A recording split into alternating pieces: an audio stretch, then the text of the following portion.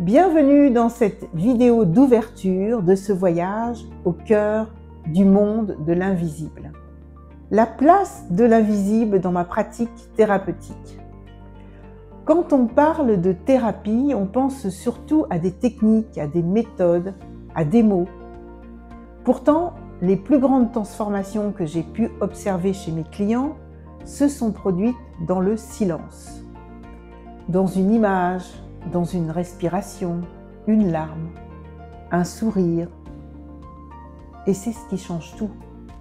C'est là que se dévoile le pouvoir de l'invisible. Aujourd'hui, je voudrais vous parler de cet espace invisible, celui auquel je donne une place essentielle dans ma pratique de thérapeute intuitive. Je suis Patricia Mourlande, thérapeute intuitive et facilitatrice d'expériences extrasensorielles, spirituelles. Et mon approche est née d'un constat très simple. L'humain ne se résume pas à ce qu'il montre. Derrière son symptôme, derrière un mot, derrière une émotion, il y a toujours une dimension invisible à l'œuvre. Et c'est souvent là que je trouve la clé. Depuis des années, j'accompagne des personnes qui traversent des deuils, des transitions, des blessures profondes. Et à chaque fois, je remarque la même chose. Le vrai changement ne se produit pas seulement dans les mots, il se passe dans un espace qu'on ne voit pas. Et ici, je vous partage ce que l'invisible, dans mon approche, peut vous apporter. Qu'est-ce que l'invisible pour moi? Quand je parle d'invisible, je parle de tout ce qui agit sans se voir. L'inconscient, les émotions, l'énergie, les champs d'information, les synchronicités, la présence d'un être cher disparu, l'intuition ou encore le silence entre deux phrases.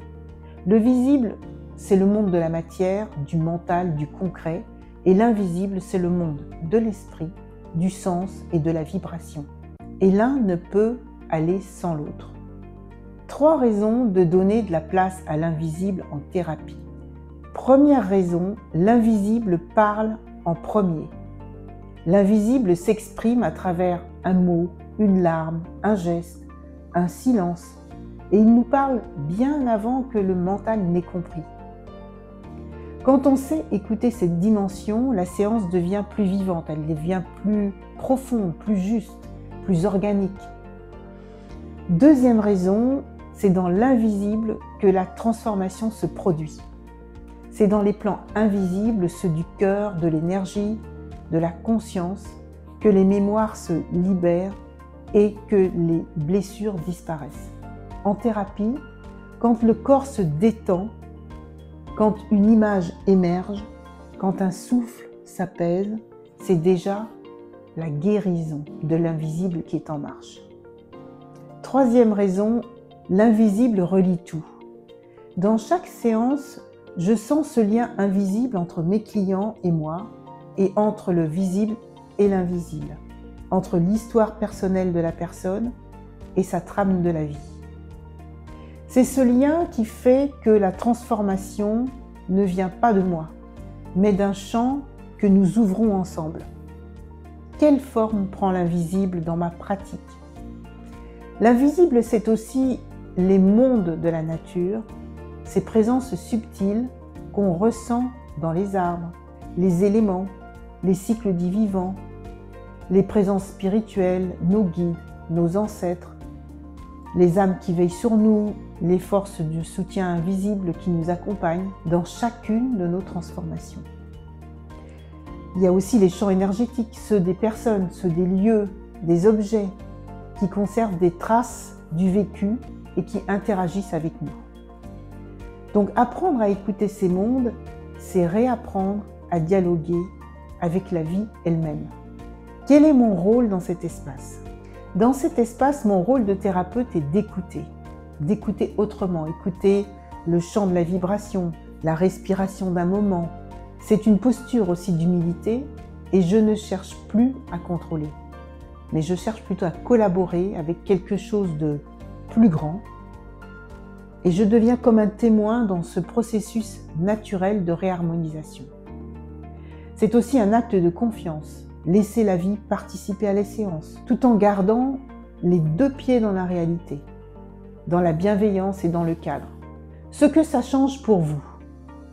Mes clients me disent souvent « Je ne saurais pas expliquer ce qui s'est passé, mais quelque chose a changé. » Eh bien oui, parce que le travail invisible agit d'abord au niveau subtil avant d'apparaître dans le concret.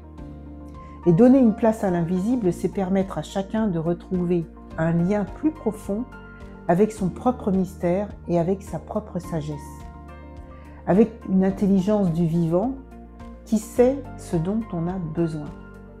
C'est aussi apprendre à mes clients à se faire confiance, à reconnaître les signes, les ressentis, les synchronicités. C'est apprendre à voir que votre inconscient, votre corps, votre âme communiquent en permanence. Une alliance entre deux mondes. La thérapie telle que je la conçois est un pont entre deux mondes, celui du visible, où l'on agit, et celui de l'invisible, où l'on comprend. L'un guérit le symptôme et l'autre donne du sens à la racine. Et quand ces deux mondes se rejoignent, c'est là que la vraie transformation devient possible. Voilà pourquoi je donne une place à l'invisible en thérapie. Parce que c'est tout simplement la partie vivante, vibrante et intelligente de la vie elle-même. Si cette vision résonne avec vous, je vous propose de poursuivre ce voyage à travers une série de plusieurs épisodes sur le monde de l'invisible. À travers ces épisodes, nous explorerons les multiples visages de l'invisible, en vous-même, dans vos liens et dans vos transformations. Parce que l'invisible est déjà en nous et il participe à notre guérison. Alors, si vous avez apprécié cette perspective, mettez un pouce, abonnez-vous pour me suivre dans cette aventure au cœur de l'invisible.